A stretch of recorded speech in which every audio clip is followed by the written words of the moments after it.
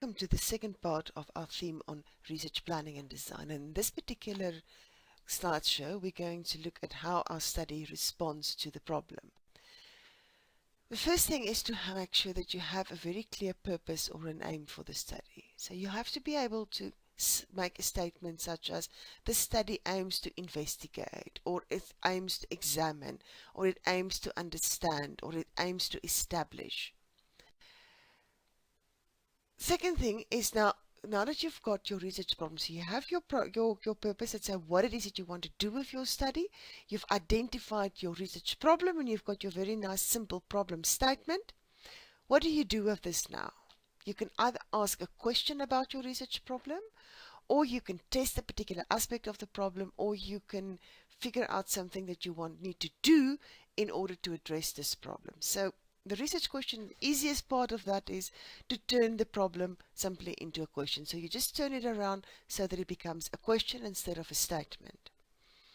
A hypothesis is slightly more tricky because now you have to think about what is the particular truth that you want to test, your particular assumption about this problem that you need to test.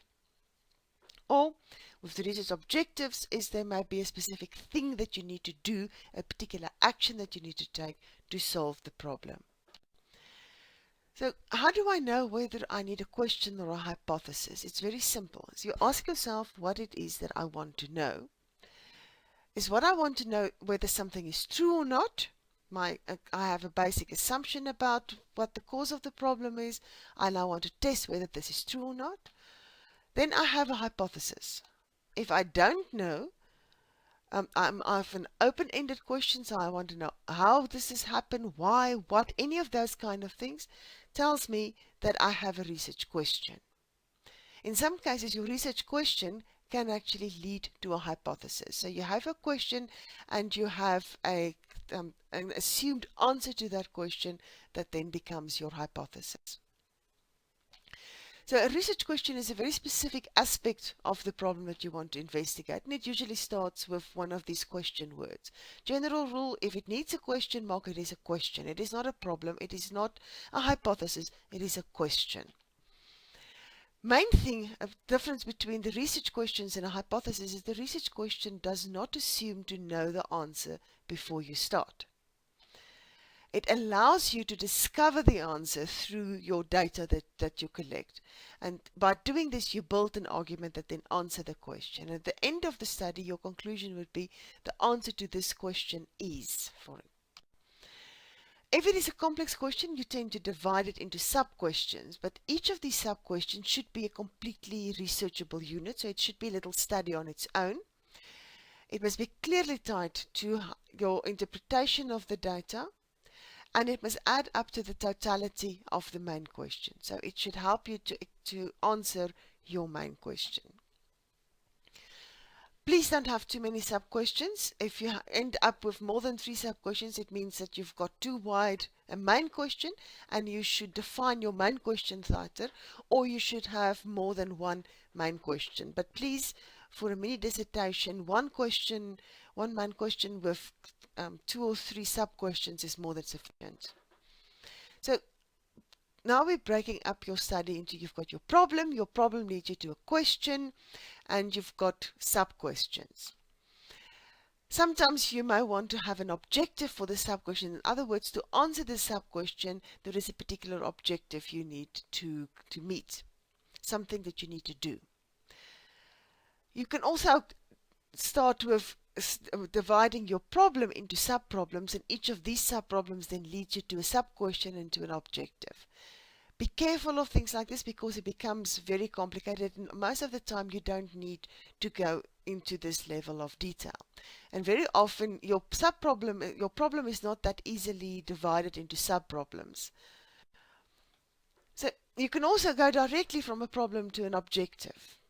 But the key here, again, is keep things as simple as possible. You don't necessarily need to have sub-problems to meet sub-objectives. Now, let's look for an example.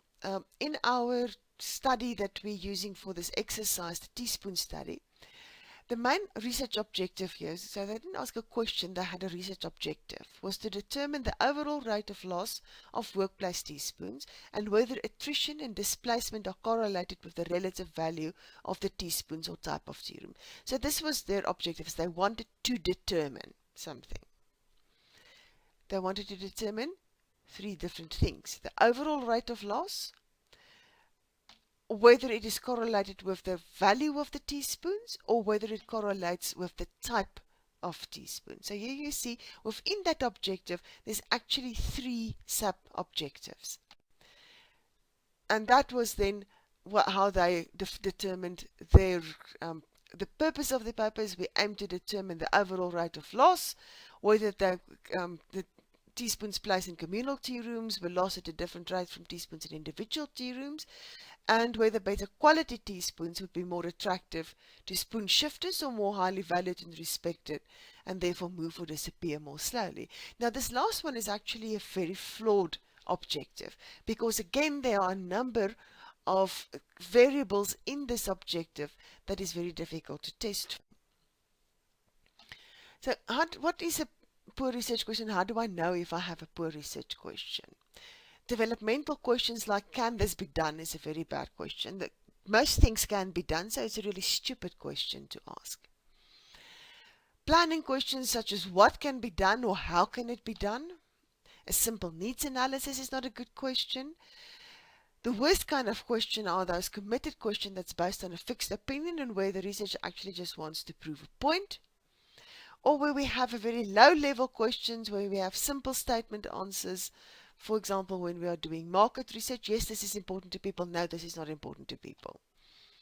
Or where there is very obvious answer questions. So those are the kind of questions where people just go, huh? Come on, we all know that. Don't ask that, it's a stupid question. And the last of the kinds of research questions that are poor research questions are things like how can this be changed or improved? So we also have different categories of research questions, and this ties in with what is the purpose of your study. So a descriptive research question would be to describe a situation, and that's a very basic thing where you say, well, do this look like that? What happens? How does it happen?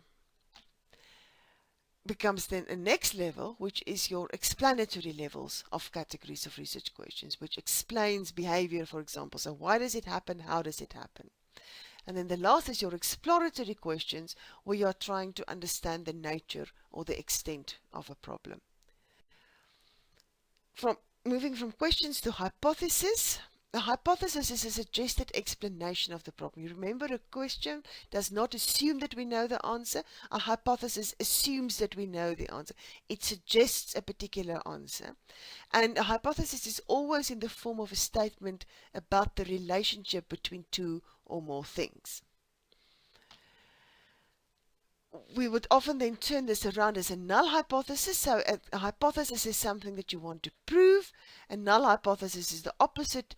It's something that you then want to disprove, usually because it's much easier to disprove something than it is to prove it. When you write it up, the multiple of hypothesis, like hippopotamus, is hypothesis. And a hypothesis is only supported or falsified. It's never proven. Remember, we are dealing with something where we know truths will be changed in the future.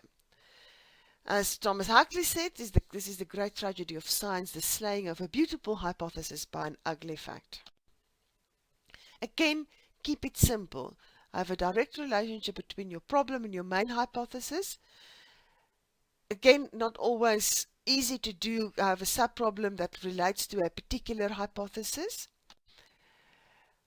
Then look at, how do I know whether this is a good hypothesis? This is an example I took from an actual research proposal that I received, where the research questions was which key factors influence the saleability of residential properties. And now I get this long sentence that says, this is my hypothesis, although the market relies on supply and demand factors like security, aesthetic typology, and low maintenance, maybe the biggest role plays are in the saleability to clients.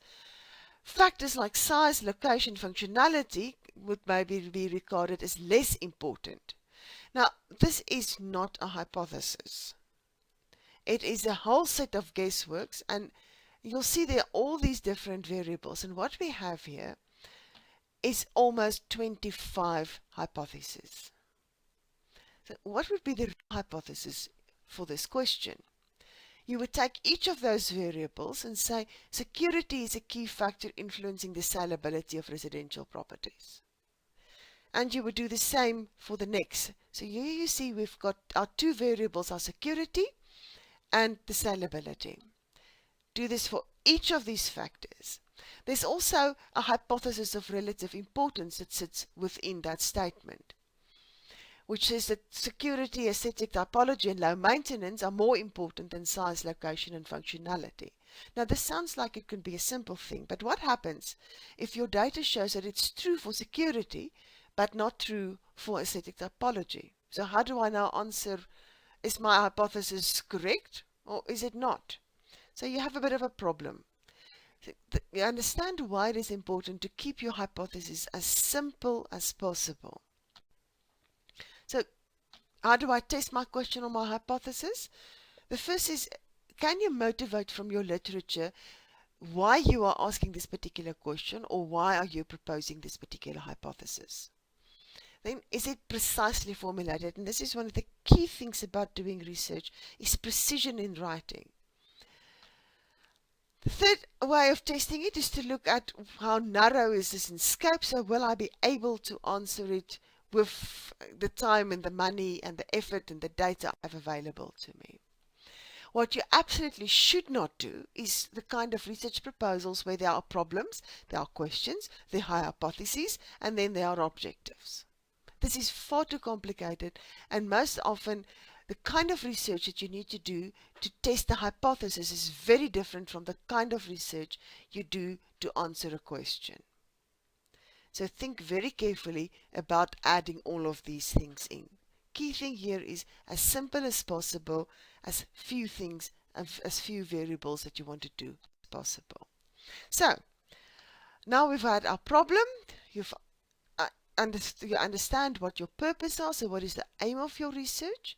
You have your questions or hypotheses, your sub-questions, and these things is the heart of your study. Your research questions with your sub-questions is what your study is about. So it's really important to define these very clearly and very precisely, because any fluffiness in this part of your study is going to create problems for you further on. So our next lecture, we're going to talk about how do I now design my study.